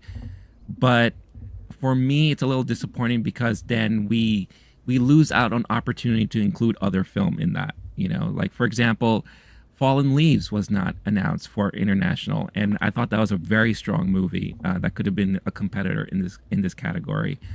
And surprise, no Taste of Things. I wonder if France is kind of wishing they did include Anatomy of the Fall, because it's possible it could have been included in both at this point. And then I think to me the most fascinating thing is seeing El Conde. I saw that at Netflix's Paris theaters. It was on Netflix and it might as well have not existed. Now I love the director Pablo Larraín. The dude directed Jackie with Natalie Portman, where off memory Natalie Portman wins for that incredible performance. Dude directed Spencer, Kristen Stewart, and he's got another one coming up in that type of like sad, tragic ladies of history genre that he's really honing in on. But this was his exception, where he's making a vampire movie about Pinochet, the dictator, and it was such a bizarre movie. I normally have a stomach for those things, and maybe I was a little too excited because I love a good historical fiction. I love a vampire movie. I love the director, and I gave it not my worst reviewed movie of the year. Oh wow, really? But it was one of those I was so disappointed. I think I gave it just a fine rating, but I was going into it with really high hopes. So the fact that got in there are going to be a lot of people watching that movie going, what the fuck is this? It's black and white. It's somehow very slow because it's playing that dictator later in his life, and it's using vampirism as a metaphor. And maybe I'll rewatch it and I'm sure we're gonna hear people talking about that movie more now than they would have otherwise. Sure. But I thought that movie was gonna get not just blanked, but just kind of never really talked about. Like probably not even included in the Pablo Larraín box set, if we're being honest. But other movies that did get blanked, I'm looking through it now. Asteroid City. Yeah. Nothing. And that was a lot of people had it for production design. Yeah. Air. Nothing. It just vanished into thin air. Its chances. I think that's said had a great morning. Yeah. In the place of some of these types of movies. Iron Claw. Nothing. Zero. Right? Zilch. Nothing. Yeah. I think Air suffered. But... Air suffered from releasing way too early in the year. I think that was its downfall there. Because if it released like maybe more closer to the holidays, which it kind of feels like a holiday type film, because it's something the family can go watch, then I think it could have possibly been recognized more. Yeah, I think what would have also helped if it was good. It was good. Don't go there. I'm messing with you. It was good. It was solid. It had a little more sauce on it. I felt like it's the same level as The Holdovers, to be honest. Like it's that same type of generic type of film that it's like, oh, it's like a feel-good film and everything. I feel like a friend of mine called The Holdovers the most generic white man film that you could see. And I feel like Air is somewhat similar to in that vein. Is that why I got a Holdovers tattoo? Yeah. I can't show you that on air. I'm probably gonna because Holdovers got so much love this morning. I'm probably gonna rewatch that one also, and just I feel like try to look at it a little more objectively. Yeah, because I kind of had a real Paul Giamatti feeling watching it. I had this curmudgeonly, like, that's pretty good, but I'm still in a grumpy mood for some reason. It's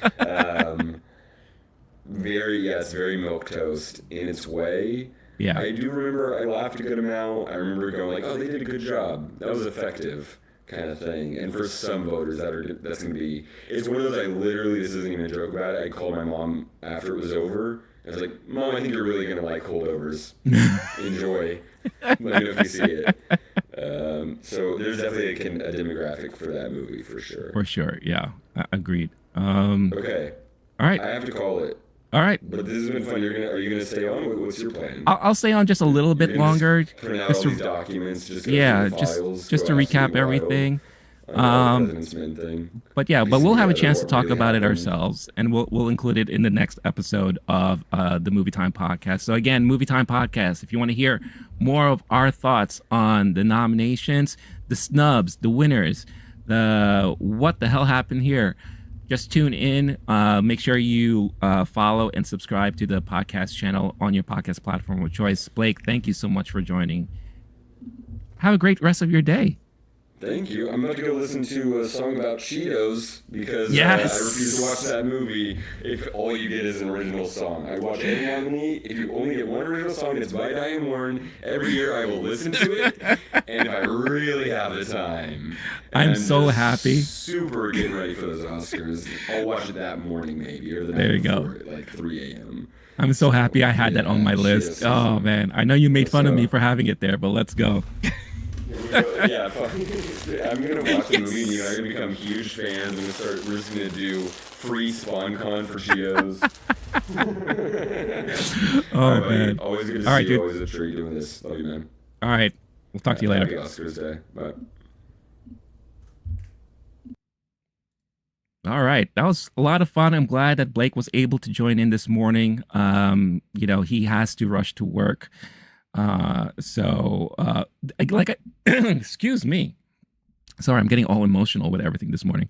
Again, if you want to tune into our overall conversation about everything, we do everything on the MovieTime podcast. Just look at Low Key Geek podcast channel on your podcast platform of choice.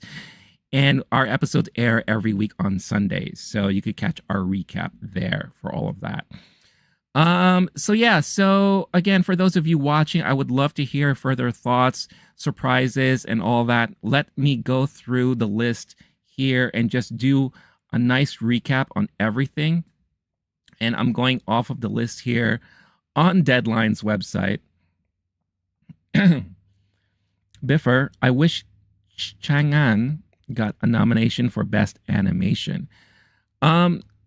Chang'an. Which movie was that? I need to see what that is.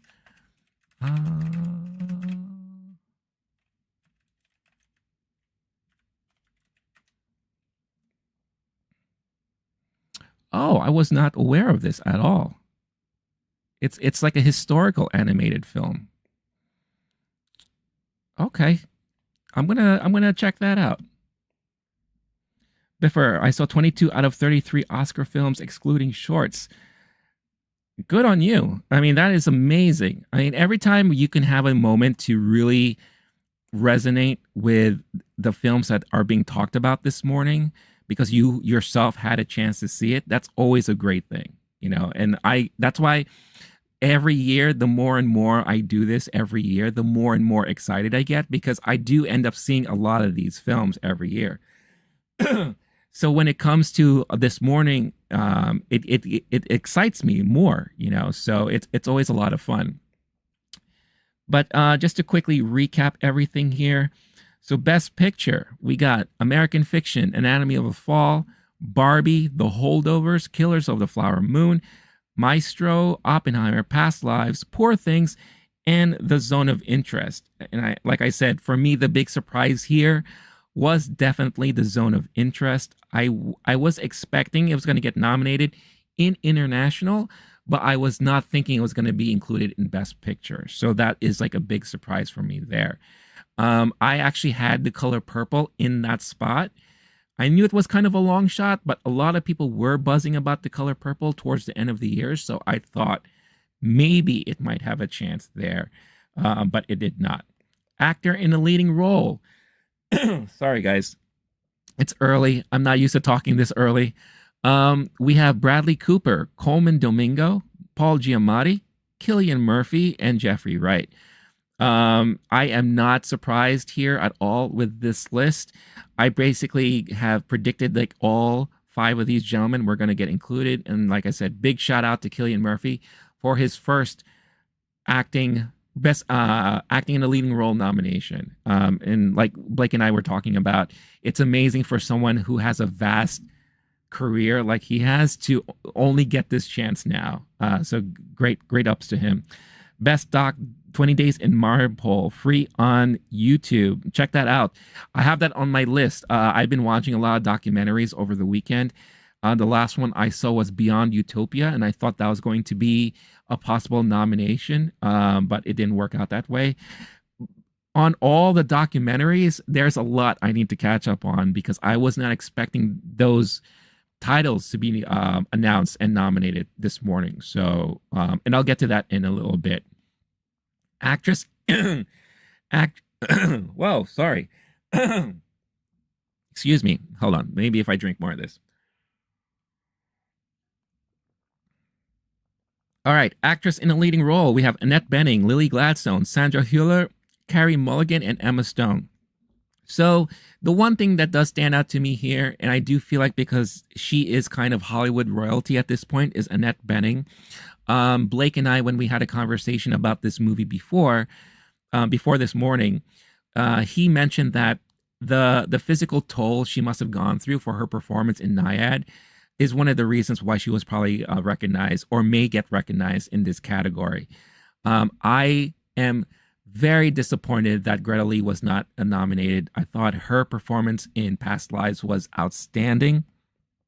I am kicking myself for not including Sandra Hüller in this category. I believe I had, let's see, I had, yeah, well, I did have Sandra Hüller, but I think the one that surprised me was nobody. And what am I talking about? I'm delirious. No, I think Greta Lee was the only thing that I was a little disappointed not to see included in there. But Annette Bening took that spot from her. So congratulations to Annette Bening. But for today, one film from India got Oscar nom. Last year, India had 3 Oscar noms. Well, yes, and that is mainly because of RRR. And RRR was a fantastic phenomenon of a film and rightly deserved to get nominated. Remind me which film from India was nominated, only because I'm not familiar with the title. So let me know in the chat just so I can give proper shout outs to that when I go through the list here. Actor in a supporting role, Sterling K. Brown. This was the first category announced in the morning, and that was the first name that was announced. And all of us, when I say all of us, Blake and I, we were shocked because I don't think we were expecting Sterling K. Brown to get announced in this category, but we are happy and excited for him. Then we had Robert De Niro, Robert Downey Jr., Ryan Gosling, and Mark Ruffalo. I'm surprised that, well, I guess I shouldn't say surprised, but Mark Ruffalo was chosen over Willem Dafoe, who I was predicting to be in this category. And along with that, I also had Charles Melton again, because Charles Melton was so heavily talked about at the end of the year about his performance in May, December. So I'm surprised. I guess it didn't transfer over. And for those who do this kind of stuff, we have to be careful not to get caught up in the hype, because when it comes at the end of the day, the Academy apparently doesn't pay attention to any of that, as we have seen, especially in the directing category. To Kill a Tiger was from India. Okay, I'm going to make note of that. Thank you for letting me know of that. Actress in a supporting role, we have Emily Blunt, Danielle Brooks, America Ferrara, Jodie Foster, and Divine Joy Randolph. Now, this category also surprised me because of America Ferrara. I don't think a lot of people, well, I shouldn't say a lot. Most people who do this were not expecting her name to be mentioned in this category. But Blake said it. One of the best speeches in film of last year, was very poignant, very meaningful. I'm surprised Jodie Foster. I know those watching, Burkhan is happy for Jodie Foster. He could sleep soundly tonight. Big fan of Jodie Foster. But for the two main actresses in Naiad to be nominated for supporting and actress in leading role is surprising to me.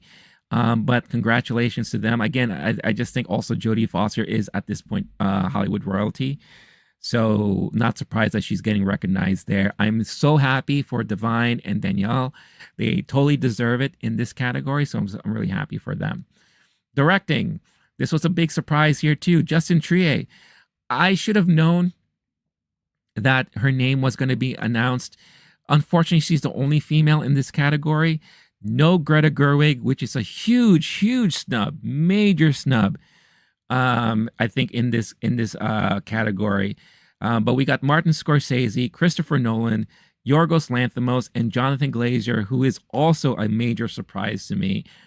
I wasn't expecting him to be recognized as much as he did for his Zone of Interest, because I wasn't sure how people were going to take that film when I saw it. Especially because I saw it at New York Film Festival with critics and pundits, and I think a lot of people were very mixed about that movie. My story that I love to tell whenever this movie gets brought up is that I had three dudes behind me. I think they were critics, or at least in the industry, and their comment at the end of the movie was more like Zone of Lack of Interest. Am I right? And they were all laughing about it. So I was very concerned how people were going to adapt to that film. But I'm surprised directing instead of Greta Gerwig here. And one of the bummers for me personally is Celine Song. I think for a directorial debut of Past Lives, I would have loved to have seen her at least be mentioned. Adapted screenplay, we have American Fiction, Barbie, Oppenheimer, Poor Things, and Zone of Interest. I don't think that was, I think the big surprise there was no Killers of the Flower Moon. I think a lot of people were expecting Killers to be announced in that category, but unfortunately was not. Original screenplay, Anatomy of a Fall, Holdovers, Maestro, May, December, and Past Lives. I don't think any major surprises here, at least for me. I was pretty much 100% on point in this category, so happy to see that. International feature film. Il Capitano, Perfect Days, Society of the Snow, The Teacher's Lounge, and Zone of Interest. I think the big surprise for me is Il Capitano. Blake and I were talking about that before. I don't think he was expecting that to be in there. I was hoping to see Fallen Leaves at least in there. It's a movie that I just recently saw, but I also remember hearing so much buzz about that film when it came out and when the awards season started. So really, really surprised. Teachers Lounge is now officially on my queue to watch. I need to check that out. Blake had that on his thing there. My Capitan shocked me to my core. Yeah. I think I think that's a major standout from the morning for sure. Animated feature film: The Boy and the Heron, Elemental, Nimona, Robot Dreams, and Spider-Man Across the Spider-Verse. I think it's safe to say that I'm disappointed that Teenage Mutant Ninja Turtles was not included on this, but that's just bias because I love that so much. Robot Dreams, which movie was this? It's based on Isaac Asimov. Am I right in saying that or no? Robot Dreams, Spanish-French film. Okay. It looks adorable. I think I need to check this out. All right, so that is officially on my queue to check out. So that for me, that is a title that came out of nowhere. Documentary feature film: Bobby Wine, The People's Presidents, Eternal Memory, 4 Daughters, To Kill a Tiger, and 20 Days in Mariupol. So To Kill a Tiger, as mentioned before, is the Indian selection here. Out of everything mentioned here, 4 Daughters was the only one that, 4 Daughters and 20 Days were the 2 choices that I thought were going to be included in there. There were others that I was expecting, like Beyond Utopia, American Symphony, and Still, a Michael J. Fox movie, only because of the buzz surrounding it. So there you have it. Shorts, we have The Actor, Invincible, Night of Fortune, Red, White, and Blue, and The Wonderful Story of Henry Sugar. At least Wes Anderson got something. Asteroid City did not get any nominations. I thought it was going to get at least production design because I thought it deserved it for that. But Wes Anderson is at least recognized for a short film. No Pedro Almodovar. I'm really surprised Strange Way of Life was not included on this. That was a fantastic short film. If you haven't seen it, definitely worth checking out. Burkan, surprise supporting actor actress nomination without a SAG nom happens if this is why I was expecting America's nomination, and Barbie was also nomination Best Ensemble. Biffer, watching Teachers Lounge sent anxiety to the roof. Oh, okay. Something for me to look forward to. $4 was awesome. $4 has been on my list for a long time. It's hard for me to see here in New York because I just can't find it anywhere. And Maestro got 3 noms. Not bad. Yeah, honestly, I thought it was going to get more. I thought it was really going to get more because I thought Maestro placated to the more Hollywood crowd. Hollywood loves homages and tributes to legendary people in the business. So I thought it was going to get more, but yeah, not bad for that. Documentary short, ABC's Book of Banning, Barbara of Little Rock, The Island in Between, and Nai Nai Wai Wo. I hope I'm saying that correctly. When it comes to these short categories, it's hard to predict these things. And plus, it's also hard to watch a lot of these things because most of the time they're not easily available. Sometimes you could find them for free on YouTube. Sometimes you could find them on the websites of the studios that are behind them. So now I have some homework to do there. Animated short film, we have Letter to a Pig, 95 Senses, Our Uniform, Pachyderm, and War is Over.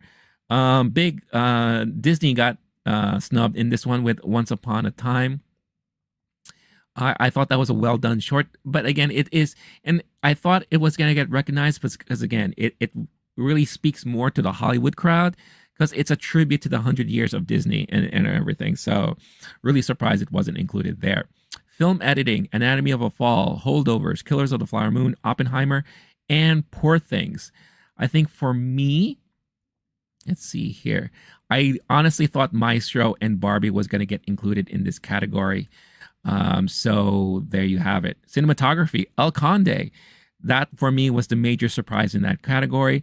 Killers of the Flower Moon, Maestro, Poor Things, and Oppenheimer For cinematography, I think, and just referring to my list here, I honestly thought Zone of Interest was going to get nominated in that category. Because if you've watched that film, the cinematography was on point. Really, really 100% on point for me. Production design, Barbie, Killers of the Flower Moon, Napoleon, Oppenheimer, and Poor Things. I think for me, production design, let's see here. Yeah, I honestly thought Asteroid City was going to get considered there, and The Color Purple, to be honest with you. Costume design, Barbie, Killers of the Flower Moon, Napoleon, Oppenheimer, and Poor Things. I also thought Color Purple might have a chance in here. I think The Color Purple had a bad morning. Didn't really get as recognized as I thought it would. Music original score. We have American Fiction, Indiana Jones and the Dial of Destiny. This is the one thing that I shout out. I had an audible cry out for this one because I don't know why. I just think this is a more legendary nomination for John Williams because he is getting later years in life. Killers of the Flower Moon, Oppenheimer, and Poor Things. I'm also surprised American Fiction got included in this because when I was doing original score, I thought, let me just see here. I honestly thought, and it's interesting I'm doing it this way, so bear with me. I thought Zone of Interest was going to be recognized and The Boy and the Heron, only because Miyazaki teamed up with his longtime partner to do the score for that film. So if you look at the history, they've done multiple films together. So I thought at least that would have been recognized, but alas, it did not. Production design, I think I just said that, right? Did I say that? No, yeah, we're score. Original song, The Fire Inside. Blake was making fun of me so much when I included this in my predictions because he's like, there's no way Flamin' Hot would be recognized for anything. And there you have it. So Fire Inside, I'm Just Ken, It Never Went Away, Wazaji, and What Was I Made For? I think when it came to song, I really thought we would see at least one of the songs from The Color Purple recognized here. Keep It Movin' was on a lot of people's lists there, and it did not happen that way. Makeup and hairstyling, Golda. I don't even know which movie this is. I was so surprised when I heard this name called out. Let's see. Golda, 2023 film. Biographical drama. Life of Golda Meir, the fourth Prime Minister of Israel. Well, there you go. How about that? This has now officially made my list of movies I must catch up on. So who knew? Maestro, I knew. Oppenheimer, I had a feeling. Poor Things, I had a feeling. And Society of the Snow, I had a feeling because that has gotten so much buzz and all. So I also thought Beau is Afraid may have had a chance because of a lot of the makeup work done there. So I thought that was going to be a possibility. Sound. I'm shocked that the creator was nominated for this, Maestro, and also Mission Impossible. I'm surprised by that. Oppenheimer and Zone of Interest. I think I definitely had those two in my predictions for sound. Yeah. I thought Napoleon and Ferrari were going to be included in that. Especially Ferrari because of the car racing scenes. Sound plays an important part during those scenes, so I thought it may have been able to sneak in there. Berkan Golda is with Helen Mirren. Oh, is that Helen Mirren? Holy shit. It is. I should have known that. I feel stupid. Now I have to watch this movie because I love Helen Mirren and I could not even recognize her from this movie poster. So that explains now why. Hello, Rene. Wake up. Wow. Thank you for pointing that out. I had no idea. All right, last here, just to recap on everything. Visual effects, the creator, Godzilla -1, Guardians Volume 3, Mission Impossible, and Napoleon. So I'm surprised that Mission Impossible was included in on this, but bravo to Godzilla -1. Again, one of the first things I said this morning was I was rooting for Godzilla Minus One because of visual effects, the accomplishments in that film with so little. So definitely happy for that. Ravi, do you think Across the Spider-Verse will win? As far as animated feature, at this point, I do think so. I think it will definitely win animated feature. Out of all the nominees for animated feature film, I think the Academy will lean more towards Spider-Man versus The Boy and the Heron. My personal choice will be The Boy and the Heron because I'm a huge Miyazaki fan. I love Studio Ghibli. That was a gorgeous film, but I think it will fly over a lot of people's heads, those who are voting in the Academy. So I think Spider-Man has a great choice there. Burkhan, The Last Voyage of Demeter has good makeup. They don't go for horror. Yeah. When you look at the history of the Academy, they always don't pay attention enough to horror films, which could have been why maybe Beau is Afraid was not included, because some people do consider that to be horror. Watch Olive Enters Wow Factor. Okay, thank you. Burkhan, great makeup. Yep, going back to Golda. I'm so surprised about that. Biffer, Boy and Heron, I cried nonstop. So did I. Especially at the end. Oh, such a touching film.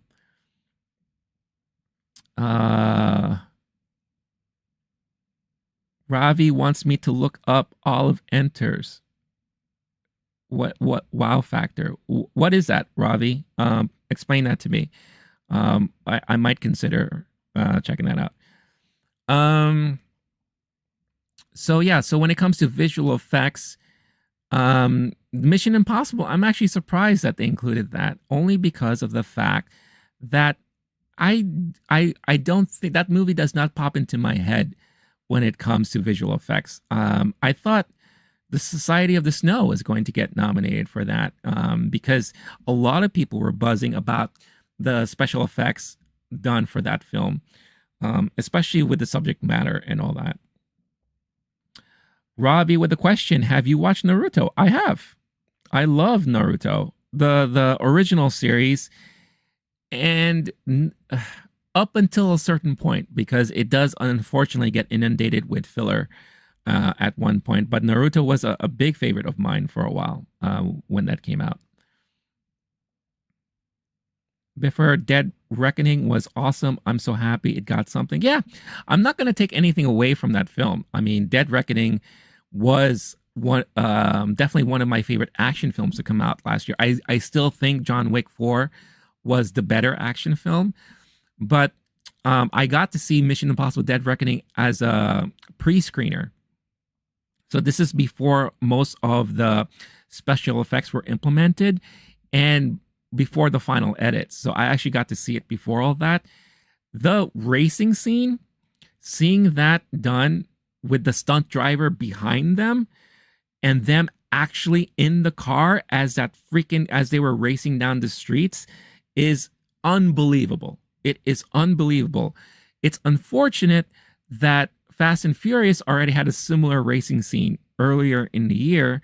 So I think a lot of people were dismissing that moment. But me having a chance to see it, as you know, you had Haley Atwell, Tom Cruise in the car, and then you had the stunt driver behind them doing all the driving, and they're in the car just reacting as they were zooming around the streets, was phenomenal. You'll never ever get a chance to see it like that unless it's like a behind the scenes documentary or whatever. But seeing that play out through the film was unbelievable, was fantastic and all. So that's about it. Hold on, let me just make sure all right. So I think I'm going to call it here, everyone. I am so happy you joined in this morning, and you kept me company, and you let me know your favorites, your expectations, what you're rooting for.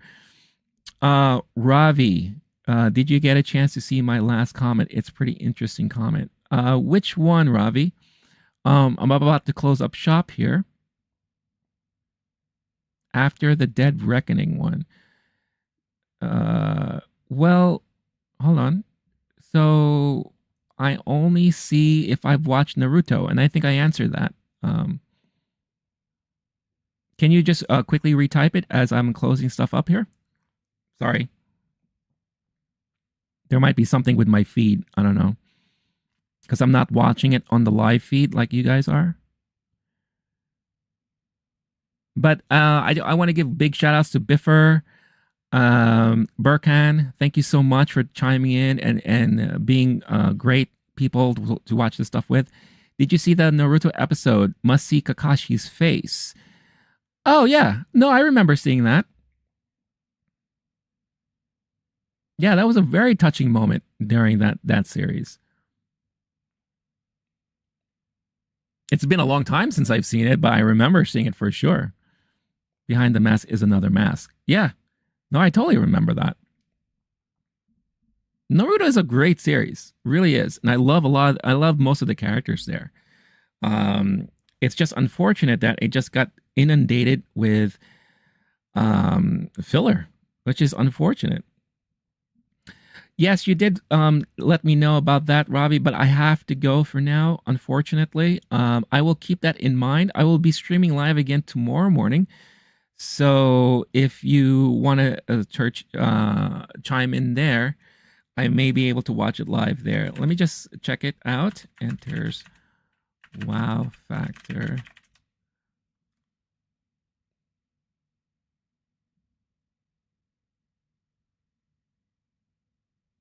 Am I looking at this right? Is it the paper animated short that this looks like? I just want to make sure I'm looking at it correctly.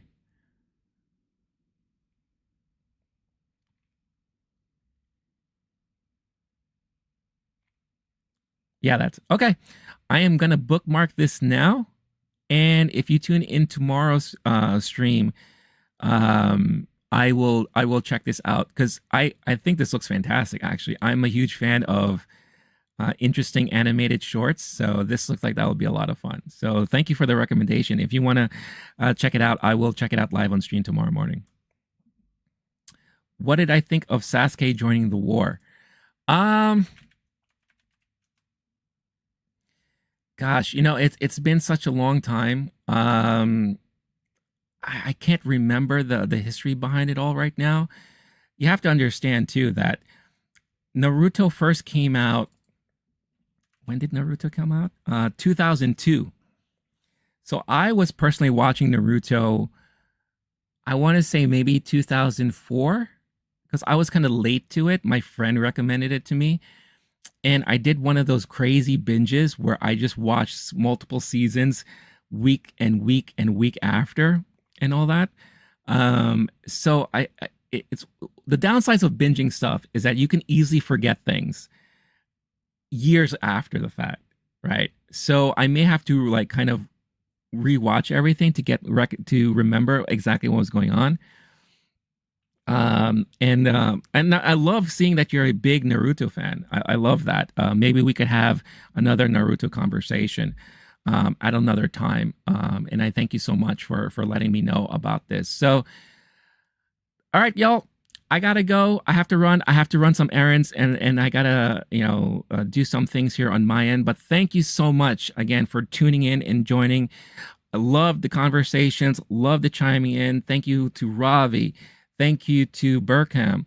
Thank you to Biffer. Huge shout out to you guys. You guys are awesome and amazing. Hope to see you on stream once again, or hope you get to check out any of the videos on the channel. In about 10 minutes, they will be debuting the live action trailer for Avatar: The Last Airbender for Netflix. So I am definitely going to be checking that out and reacting to that. So I'll be posting a video about that. I'm really excited to see how that's going to look in live action, especially after the disaster of the M. Night Shyamalan movie that we got. But thank you so much for watching. Stay cool, stay classy, stay safe. I will catch you all in the next one. Peace out, y'all. Bye-bye.